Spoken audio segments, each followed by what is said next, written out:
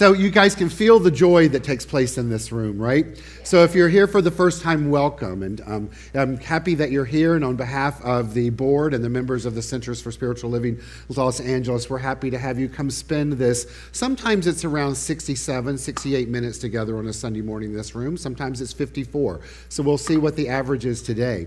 But we're happy to have you with us here in person in the room. We want to say hello to those that are watching us live on stream and live via Facebook Live. And we have Sarah over here on camera on Facebook Live. Hi, Sarah. Glad to have you back as well.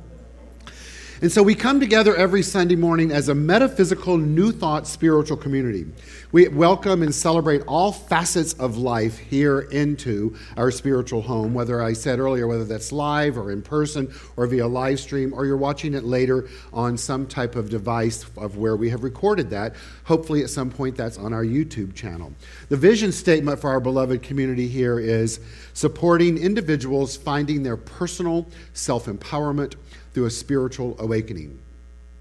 So I invite you to hear that anew in this moment, that we're here to support you, each and every one of us, supporting each other in finding your personal self-empowerment through a spiritual awakening.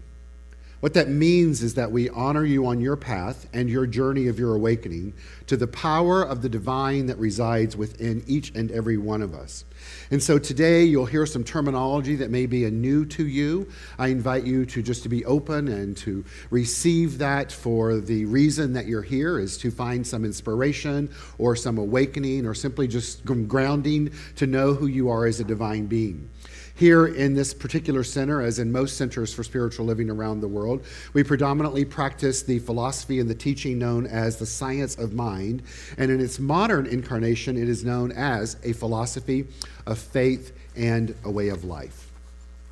So what that means in essence is that we're happy to have you here with us. We celebrate who you are. And as our beloved founder, Dr. David Walker, used to say each and every Sunday morning, we welcome one and we welcome all.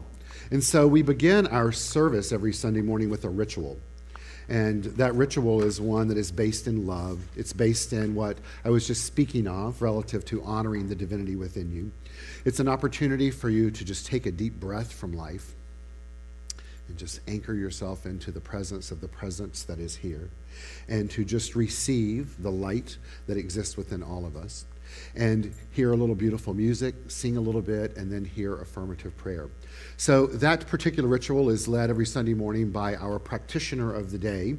That practitioner of the day is moi. So I get to do that for you. We have one of our beloved members that illuminates our candles, who I'd like to welcome to the Bima, Jesus Ernesto Reyes, who is a value piece of the puzzle here at CSLLA to do that. Our beloved musicians will take us on a journey of music with you, and you'll have the opportunity to hear and to sing a little bit and to receive. The ritual that we're doing this morning is the one called the Flames of Faith, honoring the different religions of the world. And as we celebrate Thanksgiving coming to a close in its official sense here in our country, I invite us to just open our mind and our heart to hear the names of these religions in a new way, to hear what it is that they practice in a new way, and to just choose to see the divinity in each and every individual that practices that which awakens their heart and their soul. Calling in the light, calling in the light, calling in the light of love, calling in the light, calling in the light, calling in the light of love. Today we perform the ceremony to promote the universal consciousness of life, which acknowledges that all peoples and all faiths, all sentient beings come from the one great universal presence, which we call spirit. Fundamental to this truth is the unifying nature of all religious thought and experience, which we honor here today. The first candle is lit for the Tao, honoring the universal path of harmony and equilibrium. It is that which is known as the natural way. As Jesus lights the second candle, it's done for the shamanic traditions, honoring the beliefs and practices of all indigenous peoples, the way of primal spirituality. The third candle that we light today is done so for Hinduism, honoring the path of knowledge, of action, and devotion. We light the fourth candle for Judaism, honoring the ethical path of living by sacred law. We move to the fifth candle, which we light for all forms of Buddhism, honoring the Four Noble Truths and the path of compassion. Jesus lights the sixth candle for all forms of Christianity, honoring the Christ consciousness, which is also known as the path of love.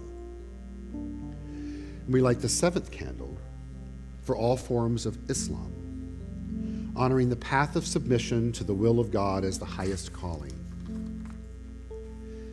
And we move to the eighth candle, which we light for the universalistic religion of Baha'i, honoring the path of unity and of peace.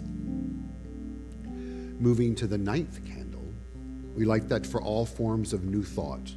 It's that which we practice here at the Center for Spiritual Living, Los Angeles. And we illuminate this candle for New Thought, honoring the metaphysical path of mental healing through the practice of universal spiritual principles. The 10th candle that we light is known as the healing candle.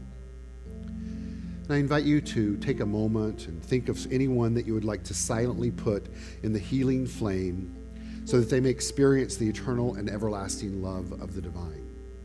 I also invite you to take the faces of those individuals that represents the 9 religions I spoke of and bring them into the light. And then I invite you to bring forth in your mind's eye one or more individuals that it's no longer walking this path that you're grateful to have had in your life. And put that face, that light of those individuals into the healing candle so that they too may experience the eternal and everlasting love of the divine. I am love. I am love. I am peace in my heart. I am free. I am spirit. I am soul. All together we are whole.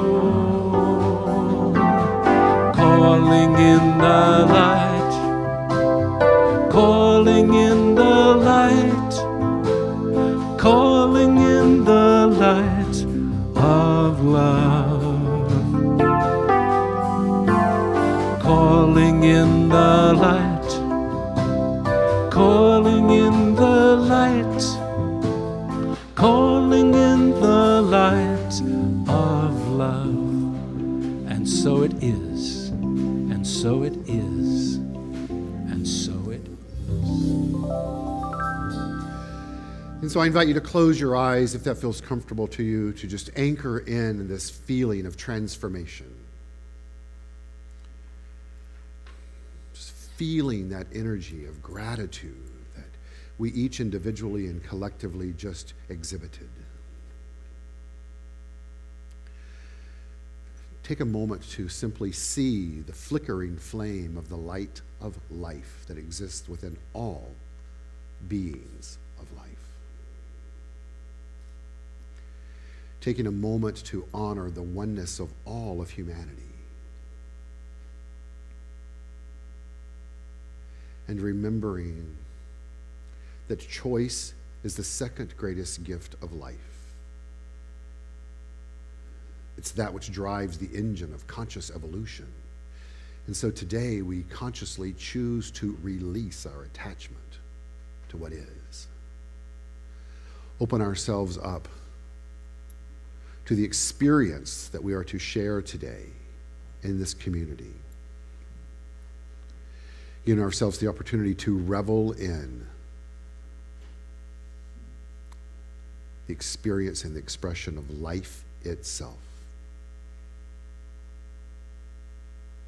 And for the opportunity to be that which we are, we say thank you, thank you, thank you, as we let it be by saying together, and so it is. Thank you. Thank you, Jesus. Thank you, gentlemen. And thank you all. And so every Sunday morning I say that we have very special music planned because we have very special music planned for us. And today is no exception. So I'd like to welcome to the Bema Mark Miller to share his gift with us. And I know that Andy's very excited about this and has been to have you here along with the other two of you. So please come forward and do your thing, Mark Miller.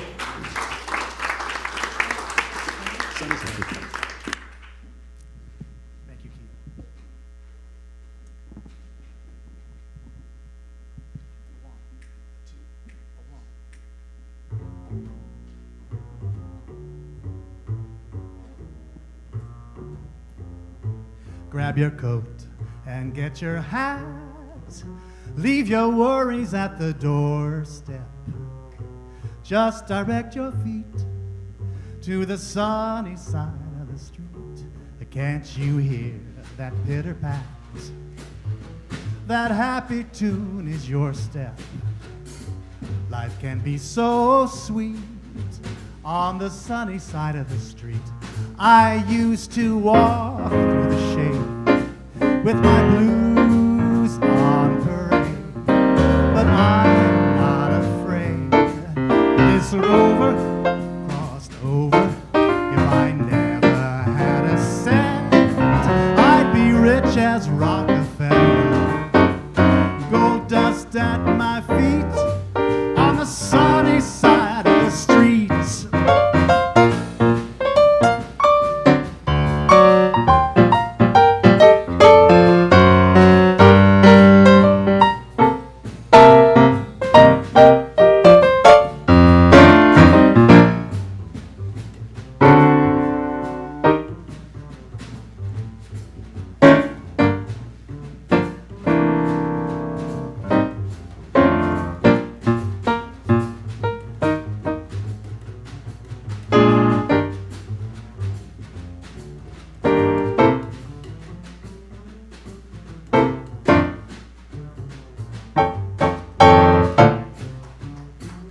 Chris Connor, you can go on. It's kind of like it's jazz.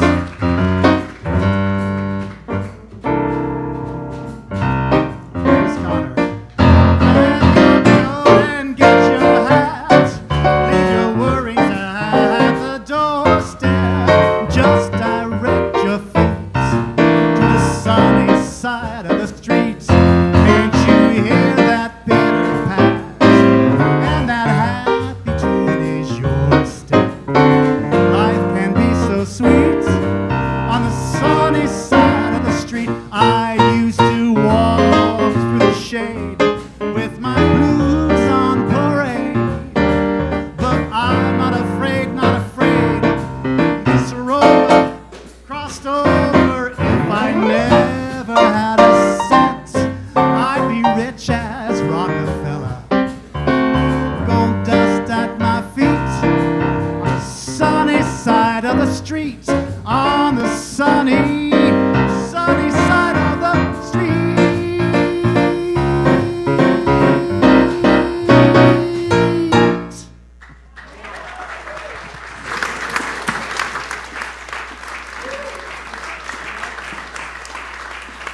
Mark Miller, ladies and gentlemen. Andy Belling, Chris Connor, and Guy Azulay. Wonderful. So I didn't lie, right? Special music. I tried. They just didn't want to respond. Sorry. So I didn't lie. Special music, right? They all had leftover turkey last night, so a little sleepy. So in a small Texas town, the owner of Drummond's Bar began construction on a new building to increase his business. Now, the local Baptist church started a campaign to block the bar from opening with petitions and with prayers. Work progressed right up till the week before opening, when lightning struck the bar and it burned to the ground. Now, the church folks were rather smug in their outlook after that, until the bar owner sued the church on the grounds that the church was ultimately responsible for the demise of his building, either through direct or indirect actions or means. The church vehemently denied all responsibility or any connection to the building's demise in its reply to the court. As the case made its way into court, the judge looked over the paperwork. At the hearing, he commented, "I don't really know how to decide this, but as it appears from the paperwork, we have a bar owner who believes in the power of prayer and an entire church congregation that appears to not."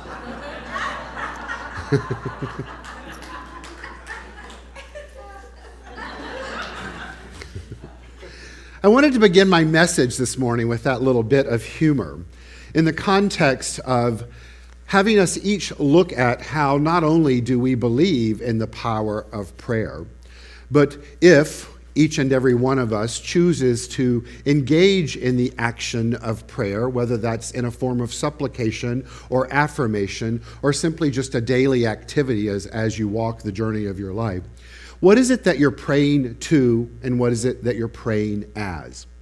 The theme for the month of November has been and will continue to be through today, staying present in the presence. Staying present in the presence. Now, over the last few weeks, I established in these messages, and you will be able to see them online with the exception of last week because we had a hiccup through the internet. Technology, it's your friend when it works, right? But you can see the others if you'd like to see that when I'm speaking of staying present in the present, we established that the present aspect of that was a noun. It's staying present in the very moment of what is unfolding. As I said earlier this morning in our during our Calling the Light ritual of letting go of that which was, not being attached of what is to be, and just simply being present in the very moment. And then going deeper in that, being present in the presence, that power, that unfailing, impersonal, creative power that exists by means of all of us. It's that which I often refer to as the thing itself. Ernest Holmes refers to that as, but I speak of it in the sense that it matters not what you call it. But we know that in metaphysics and many other philosophies, probably the majority of the ones that I referenced earlier, that it matters greatly that you do call it. In metaphysical terms, we know that the more and more and the more that you call upon it, that which resides within you, that gives you the opportunity to express it by means of your actions, your thoughts, your reactions, your interactions with life, your beliefs in life, then as a result of that, you get to experience the result of that because of the impersonal nature of the spiritual laws of life itself. And so by consciously staying present in the presence of itself, you get to see for yourself what it is that you really believe about the very thing that you're both assessing and expressing at the same time. One great way to do that is through the power of prayer. And that cute little joke that I just told exemplifies whether or not certainly that congregation believed that which they practice oftentimes works or not. But the thing that I want us to look at this morning as we close this month of staying present in the presence is how are we, each individually and we collectively as a community, using the presence, the power that exists within each and every one of us in our lives in a way that is propagating good for ourselves, knowing that you and I get to determine how we define what good is. Not necessarily even from a judgment perspective, but just assessing for ourselves, is there good transpiring in my life? Now, just a brief tutorial in regards to the concept of good. I'm speaking of both good with the lowercase g, meaning the physical components of that which shows up in our life, but G with an uppercase G is that which is a synonym for God. And remembering that in our philosophy and our teaching, the qualities of God are peace, power, beauty, joy, light, life, love, and wisdom. So the question we get to ask ourselves if we are consciously staying present in the presence is not only am I propagating the physical components of what I need in my life, lowercase g, but is my life a reflection of the qualities of the divine that is good, that is inherently within me, that I get to manifest through me by means of my thoughts, my actions, my beliefs, and my interactions in life, bringing forth experiences of life that are peaceful, powerful, representing beauty, expressing light, letting love be the you guys get it, right? All of that. So how does that happen? Well, that only happens by creating a practice of practicing the presence within us. So we have to practice it. Well, here's what the great Brother Lawrence told us in regards to this particular practice of being present in the presence. He says the most holy and necessary practice in our spiritual life is the presence of God. Now, if the word God doesn't work for you, then choose another word. I say that every Sunday morning, but I'm quite serious when I'm saying that. Insert a word that works for you in that moment. That means finding constant pleasure, Brother Lawrence says, in His divine company. Now let's take the personalness out of it from His divine company and look at it from the perspective. This means finding constant pleasure in the divine company of the divine, and then speaking humbly and lovingly with that presence in all seasons, at every moment, without limiting the conversation in any way. Brother Lawrence is telling us in an old school way is that when we choose to express our divinity as we speak throughout the seasons of our life, then, and not limiting the conversation in any way, thinking that there is that which is spiritual and that which isn't, then we rise up within us as we go deeper into practicing the presence of the presence, which is, as he says, the most holy and necessary practice of our spiritual life. As we choose to consciously do that and consciously forgive ourselves when we don't, and then get back on the metaphysical horse, if you will, and begin practicing again, what we're doing is building the spiritual life musculature so that we are living the vision statement for this center, which is finding personal self-empowerment through a spiritual awakening. But to find that personal self-empowerment through a spiritual awakening, the spiritual awakening piece has to happen. Now, it's important for us as we continue along this journey of finding personal self-empowerment through a spiritual awakening to remember that we don't have to do anything to become more spiritual. Every facet and aspect of our spirituality is already intact. It shows up with us when we come into this life form, and it leaves with us when we go to whatever is next beyond this. However, there are many things that we get to do to magnify that. And it's through the magnification of that, then the experience that we have in life is more apt to reflect that which is inherent within us. That was a lot, wasn't it? I was told recently by someone I love dearly that sometimes when they leave here, their brain hurts. So today my goal is to not make your brain hurt, but maybe make it stretch a little bit. So remember, our objective in life is to find our personal self-empowerment through a spiritual awakening. To do that, it is incumbent upon us to engage in the act of awakening our spiritual nature. And we do that through our thoughts and our beliefs and our actions in life by choosing on what it is that we focus on. And by choosing to focus on that which is inherent within us, then it's not as challenging to live a life that is reflective of our divine nature. In other words, if we're focusing on that which is contrary to peace, more than likely we're not going to experience peace. Make sense? Good, because I don't want to go through the other 7. But I can, but I'd rather have a little beat behind me when I do it, but I won't. All right, so the goal, remember, is to live a life that is reflective of our divine nature.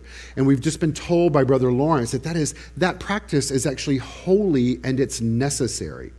But how do we do that? Well, Ernest Holmes tells us that the way that we do that is in this quote: "The intelligence by and through which we perceive that there is a spiritual presence and an infinite mind in the universe constitutes our receptivity to it." Now that makes my brain hurt just a little bit, but I'm going to continue with it.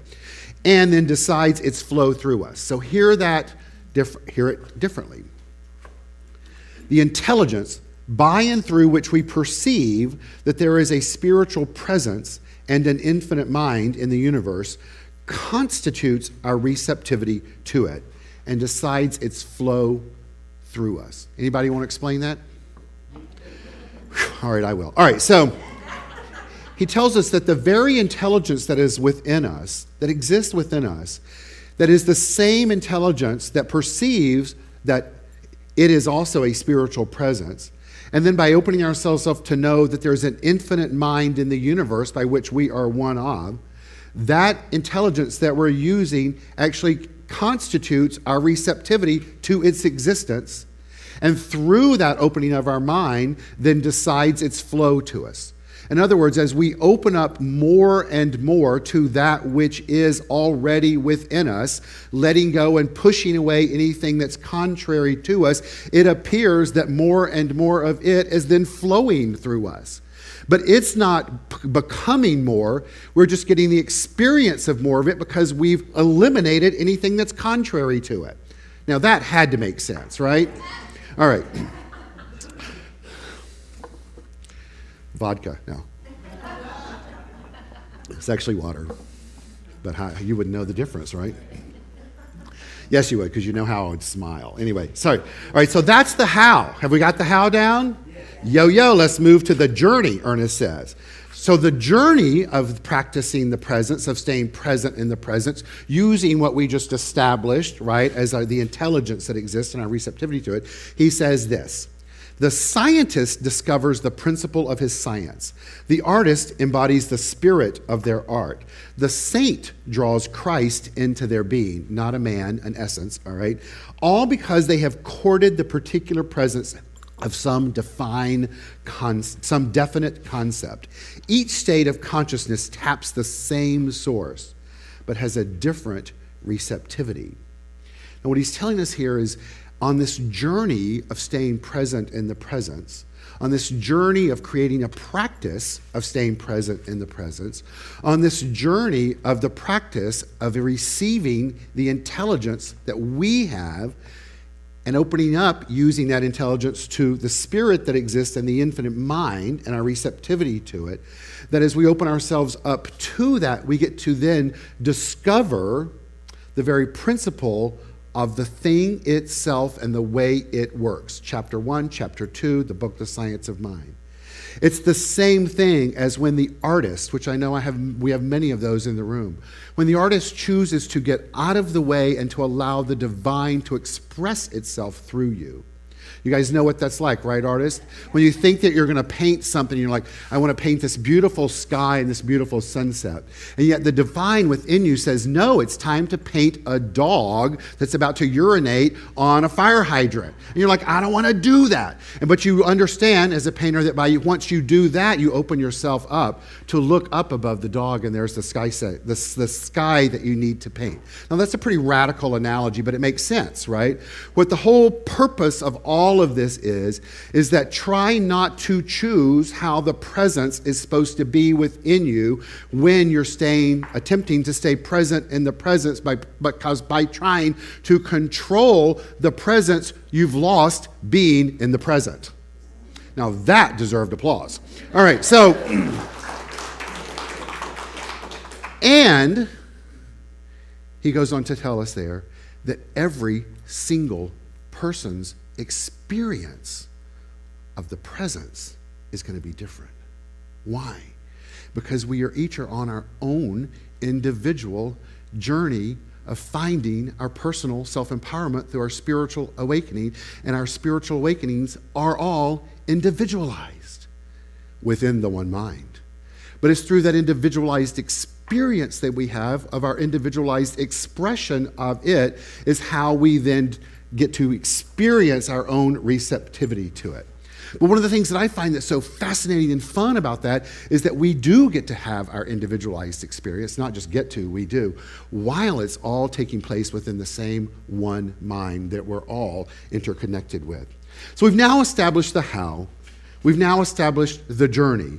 Let's look at the deepening process of that. And here's what Ernest says. He says that the presence takes form in our lives.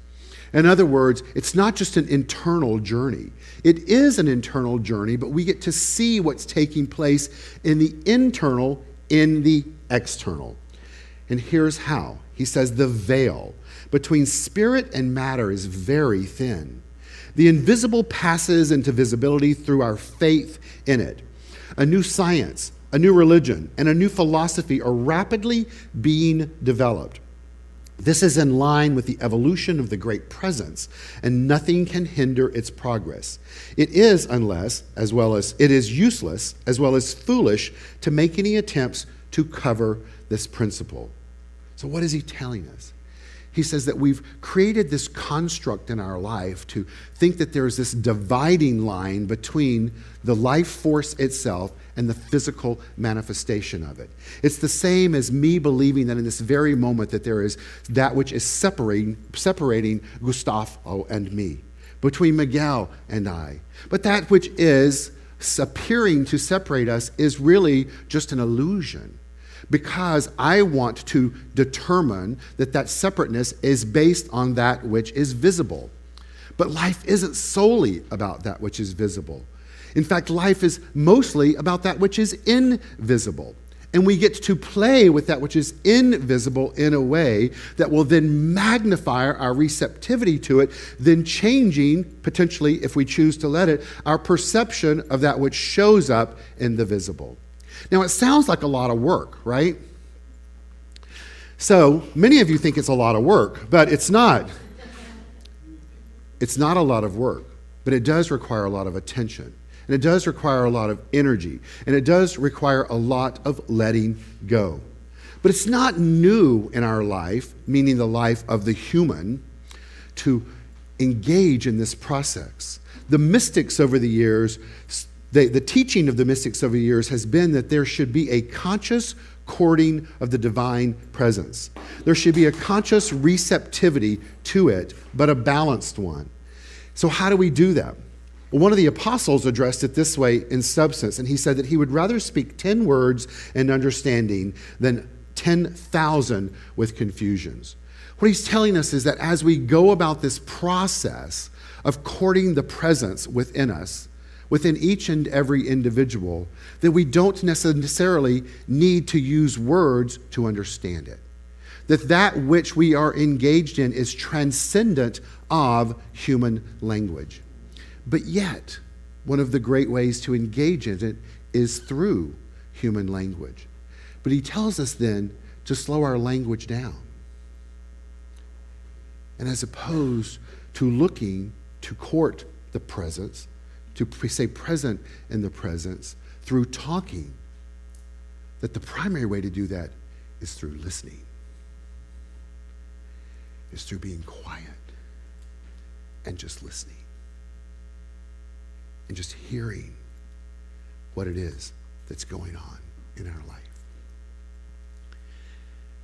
And then as opposed to trying to fix that which we, with an arrogant state of mind, thinks is wrong, is to shut up and to listen and let the presence rise up and guide us to an expression of that which it is. And by doing that and dancing in that dance, then that which is going to show up is going to be a reflection of that which we're allowing to magnify through us. But that can only happen when we allow that which is known in spiritual terminology as the Christ, the pureness of the expression of Spirit, to rise up and guide us in life. In the great book called the Bible, in Matthew, this is written in regards to practicing the presence in this way. It says, "And Jesus, the Christ, walking by the Sea of Galilee, saw two brethren, Simon called Peter, and Andrew his brother, casting a net into the sea, for they were fishers. And he saith unto them, Follow me, and I will make you fishers of men. And they straightway left their nets and followed him." So is that Jesus telling them where the best fish in the sea is? Yes and no. He's not speaking physically of the fish to catch there. What's being spoken of there is the abundance of the glory of life that exists for us when we allow the presence, the Christ that exists within each and every one of us, to guide us to the next expression, the next physical location, the next emotional destiny, if you will, so that we then get to experience more and more of the presence that exists within you. And so what Jesus was telling them in that moment was to leave the distractions that you have in this moment of judging yourself, of fishing in the wrong location, of continuing to throw your net out into a sea where the fish is not biting. In other words, stop living the life of insanity, doing the same things over and over and over again, expecting a different result, when you don't have to make that decision other than to just let go and let the Christ within you take you on a journey. And as we each open up to that experience of the journey of the awakening of the divine within each and every one of us, we then have the opportunity to become personally self-empowered, meaning that we know who we are as a being of the divine. And in so doing, we then have the opportunity to reframe our state of mind of who we know ourselves to be as humans navigating a world that seems to be filled with conflict. But that can only happen if we focus on letting that which is rise up, as opposed to trying to control what we are putting in and potentially pushing it down. Rumi, the great poet, says this, that as in the concept of staying present in the presence, that there's a morning, morning, when presence comes over your soul. You sing like a rooster in your earth-colored shape. Your heart hears, and no longer frantic, begins to dance. I ask you this morning, where in your life are you ready to dance? Not just like turn the beat around, but dance from the perspective of a heart that is no longer frantic. In other words, a soul that is disturbed and in conflict with the nature of life. Where are you ready to let your being, your soul, sing like a rooster, announcing the light that has shown up? And it's important to know that the light that we're speaking of isn't one that you're manufacturing.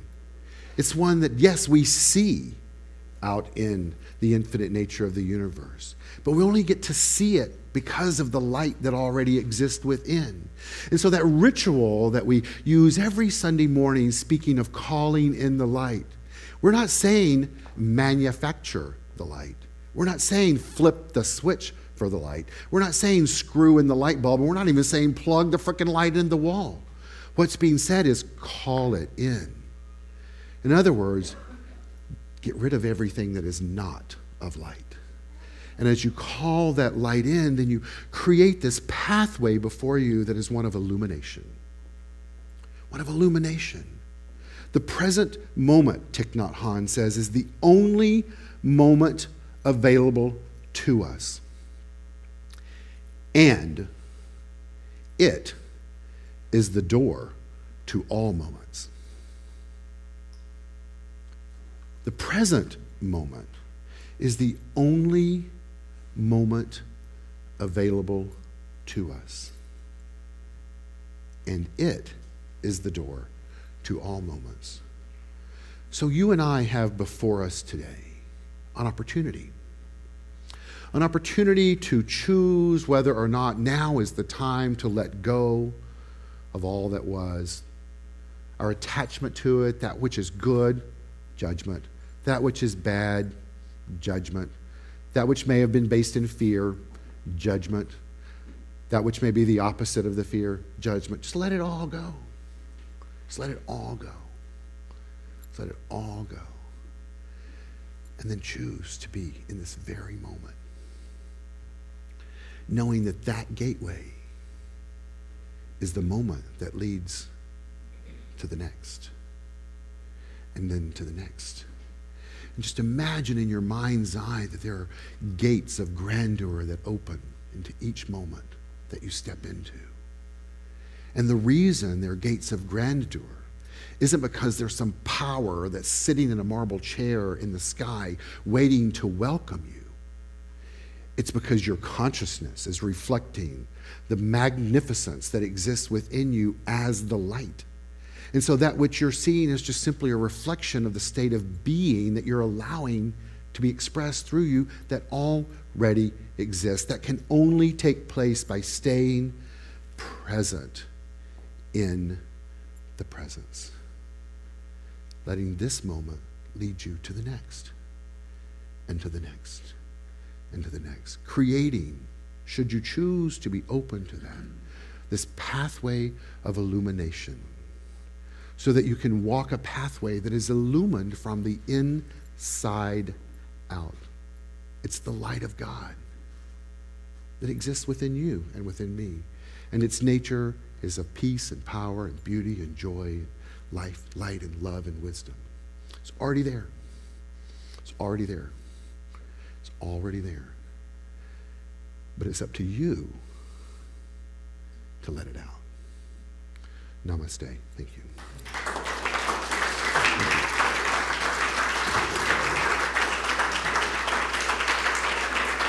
Thank you. So as we welcome our musicians back to the bema, welcome back. You may have guessed or figured it out. Moving into the theme for December is walking the path of illumination. So, gentlemen, take us on a journey.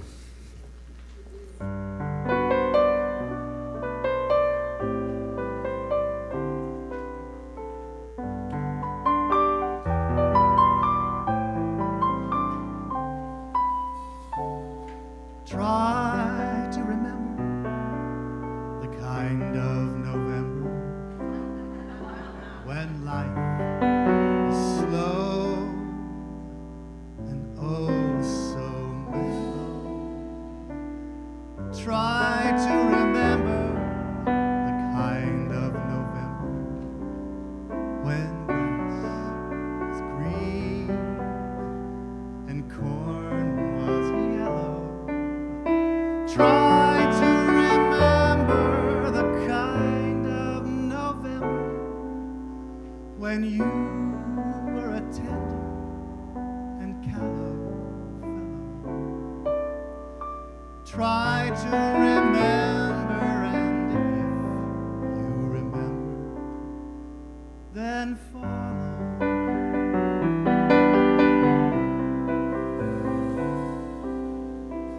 Try to remember when life was so tender that no one wept except the willow. Try to remember when life was so tender that love was an ember about to billow. Try to remember, and if you remember when love was an ember about to billow. I already said that, I'm just seeing if you were paying attention. And if you remember, then follow.